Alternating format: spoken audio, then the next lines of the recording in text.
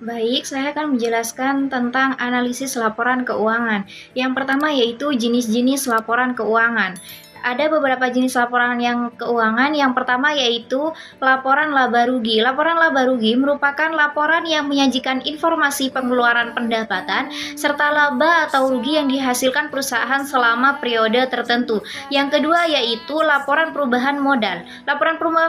Perubahan modal adalah laporan keuangan yang menunjukkan perubahan modal perusahaan selama periode tertentu. Yang ketiga yaitu neraca. Neraca adalah laporan keuangan yang menggambarkan posisi keuangan suatu entitas pelaporan pada suatu titik waktu.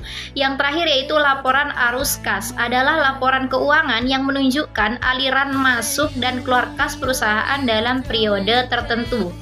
Selanjutnya yaitu analisis laporan keuangan. Analisis laporan keuangan adalah proses untuk menguraikan, menilai, dan membandingkan data keuangan perusahaan. Ada dua metode dalam menganalisis. Yang pertama adalah metode horizontal dan yang kedua yaitu metode vertikal. Analisis persentase per komponen atau common statement adalah teknik analisis laporan keuangan yang dilakukan untuk membandingkan komponen-komponen dalam laporan keuangan. Berikutnya yaitu rasio keuangan.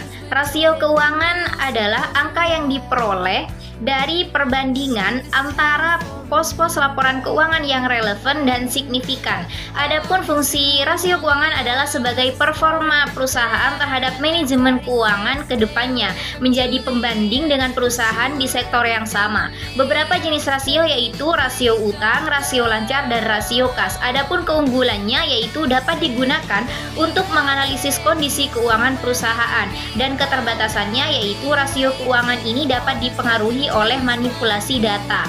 Berikutnya yaitu rasio likuiditas. Rasio likuiditas adalah rasio keuangan yang digunakan untuk mengukur kemampuan perusahaan dalam membayar kewajiban jangka pendeknya, seperti hutang usaha dan pajak secara tepat waktu. Adapun rasio yang digunakan adalah yang pertama yaitu rasio lancar, yang kedua yaitu rasio cepat, dan yang ketiga yaitu rasio kas. Analisis rasio likuiditas adalah metode untuk mengetahui kemampuan perusahaan dalam melunasi kewajiban jangka pendeknya. Analisis ini dilakukan dengan menganalisis aset likuid yang tersedia untuk menutupi kewajiban lancar.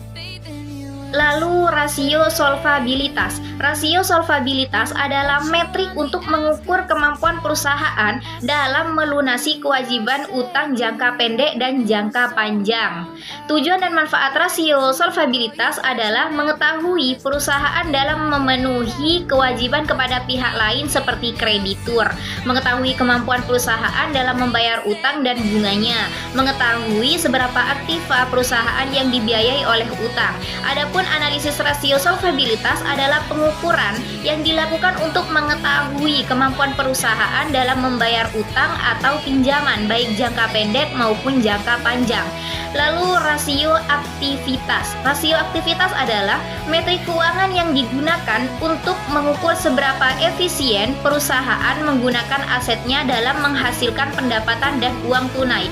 Berikut adalah beberapa jenis rasio aktivitas. Yang pertama yaitu rasio perputaran piutang, yang kedua rasio perputaran persediaan, yang ketiga rasio perputaran modal kerja, dan yang keempat yaitu rasio perputaran aktiva tetap, dan yang terakhir total asset turnover atau perputaran aktiva. Adapun analisis rasio aktivitas adalah salah satu metode analisis keuangan yang digunakan untuk menilai kinerja perusahaan. Selanjutnya yaitu rasio profitabilitas. Rasio profitabilitas adalah metrik keuangan yang digunakan untuk mengukur kemampuan perusahaan dalam menghasilkan keuntungan atau laba dari pendapatannya.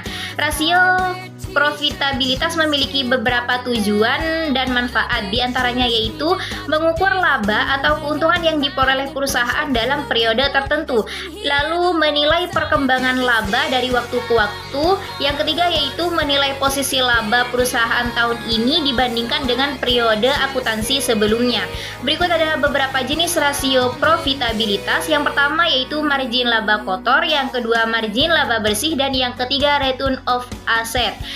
Selanjutnya yaitu rasio keuangan bank. Rasio keuangan bank adalah alat untuk menilai kinerja usaha bank dalam periode akuntansi.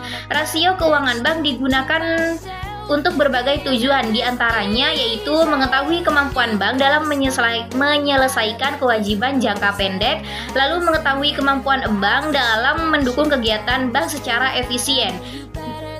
Jenis rasio bank ada 3, yaitu rasio likuiditas bank, yang kedua yaitu rasio solvabilitas bank, dan yang ketiga yaitu rasio rentabilitas bank. Lalu yaitu modal kerja. Modal kerja adalah jumlah dana yang digunakan selama periode akuntansi yang dimaksudkan untuk menghasilkan pendapatan jangka pendek saja, yaitu berupa kas, persediaan barang, piutang, dan penyusutan aktiva tetap. Modal kerja sendiri terbagi menjadi 2 jenis, yaitu modal kerja permanen dan modal kerja variabel. Adapun faktor yang mempengaruhi modal kerja yaitu jenis perusahaan, syarat kredit, waktu produksi, tingkat perputaran persediaan. Salah satu modal kerja yaitu hasil operasi perusahaan, dan penggunaan modal kerja digunakan untuk pengeluaran gaji, upah, dan biaya yang lainnya, pengeluaran untuk membeli bahan baku dan barang dagangan, atau menutupi kerugian akibat penjualan surat berharga. Lalu yang selanjutnya adalah kredit. Adapun arti penting kredit dapat meningkatkan daya guna uang dengan cara menggerakkan uang yang tidak produktif menjadi produktif. Fungsi kredit yaitu yang pertama berusaha memposisikan uang sebagai alat pertukaran yang efektif, yang kedua yaitu sebagai penyalur dana dan pembina bagi dunia usaha. Lalu kredit mempunyai beberapa prinsip yaitu kepercayaan, kesepakatan, jangka waktu, resiko, balas, dan jasa.